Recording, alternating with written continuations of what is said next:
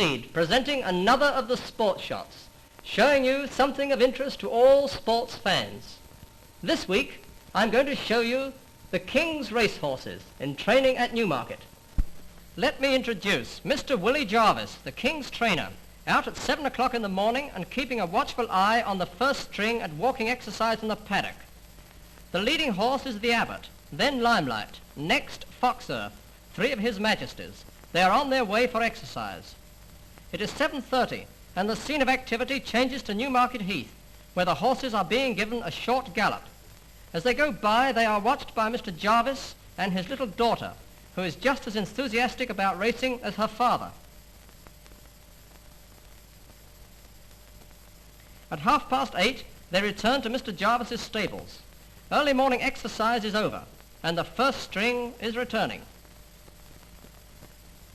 Meet Mr. Jolloms, the head lad, a very important person in the organization of a racing stable. There are 14 horses in this string. Here they are, going back to their boxes, where they will be rubbed down after their work. 10 o'clock, that means feed time, and the stable lads are attending to their charges, and afterwards attend to themselves. They've already done half a day's work. Another very important member of the stable, Murray Norden, the smith, seen here at work making a plate, and now fitting it. The skill of a smith may mean the difference between victory and defeat in a big race. Here are two plates. On the left, one for training. On the right, the much lighter racing plate. At 11 o'clock, the 2-year-olds, which form another string, go out for exercise. Horses of this age require very careful handling. A glimpse of Mr. Jarvis's house.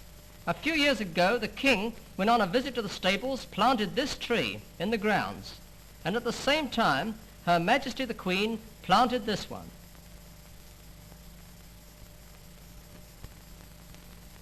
Close at hand is the house of the Princess Royal, whose husband, the Earl of Harewood, is one of the keenest racing owners in this country. Here are his racing's colours, side by side with those of His Majesty, and a few of the racing plates worn by famous winners of the past. Every stable has a mascot. Here is the pet, or should I say the pets, of Mr. Jarvis's establishment. Harry Heath, the tack man, not the tic-tac man, whose job it is to clean and repair the saddles and other equipment. Lunchtime, the stable boys in their mess room. Finally, we persuade Willie Jarvis to give instructions for two of the King's horses to be specially stripped for this sport shot. Foxer, one of His Majesty's winners, and the Abbot. These two won races on the same day at a big meeting to the immense joy of the crowd. A royal victory on the turf is always popular.